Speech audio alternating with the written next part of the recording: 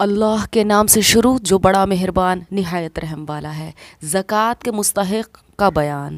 مسکین یعنی جس کے پاس کچھ بھی نہ ہو، اور فقیر یعنی جس کے پاس نصاب سے کم ہو، دونوں کو زکوٰۃ دینا جائز ہے۔ جس کے پاس 52.5 تولہ چاندی یا 7.5 تولہ سونا یا اتنی قیمت کا تجارت کا سامان ہو، اس کو شریعت میں صاحب نصاب مالدار کہتے ہیں۔ ایسے شخص کو زکوٰۃ دینا جائز نہیں، اور اس کو بھی زکوٰۃ لینا اور کھانا جائز نہیں۔ اگر کسی کے پاس نصاب کی قیمت کے برابر ضرورت سے زائد سامان ہے جو تجارت کے لیے نہیں ہے، اگرچہ خود اس پر زکوٰۃ واجب نہیں، لیکن ایسے شخص کو زکوٰۃ دینا جائز نہیں۔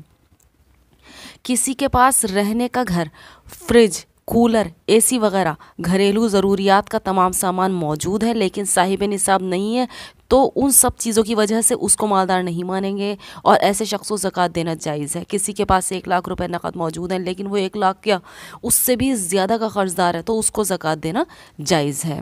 کسی کے پاس 1 لاکھ روپے نقد موجود ہیں اور اس پر قرضہ بھی ہے، اگر قرضہ ادا کرنے کے بعد اس کے پاس اتنے روپے بچ جائیں جتنے میں زکوٰۃ واجب ہو جاتی ہے، تو اس کو زکوٰۃ دینا جائز نہیں، اور اگر اس سے کم بچیں تو پھر اس کو زکوٰۃ دینا جائز ہے۔ جو شخص اپنے گھر کے اعتبار سے بہت مالدار ہے، لیکن سفر میں اس کے پاس خرچ نہیں رہا، یا اس کی جیب کٹ گئی اور گھر تک پہنچنے کا بھی خرچ نہیں رہا، تو اس کے لیے اتنی زکوٰۃ لینا جائز ہے کہ اپنے گھر پہنچ جائے، اس سے زیادہ مال سمیٹنا جائز نہیں۔ اگر گھر پہنچ کر اس میں سے کچھ رقم بچ جائے تو اس بچی ہوئی رقم کو اپنے استعمال میں لانا جائز ہے، اس کا صدقہ کرنا لازم نہیں۔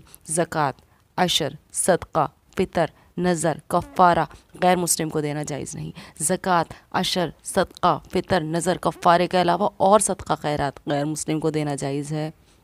سید علوی حضرت عباس رضی اللہ عنہ، حضرت جعفر رضی اللہ عنہ، حضرت عقیل رضی اللہ عنہ وغیرہ کی اولاد کو زکوٰۃ کا پیسہ دینا جائز نہیں۔ اگر شوہر سید ہو اور بیوی سید نہ ہو، یا بیوی سید ہو اور شوہر سید نہ ہو، تو جو سید نہ ہو اس کو زکوٰۃ کی رقم دینا جائز ہے۔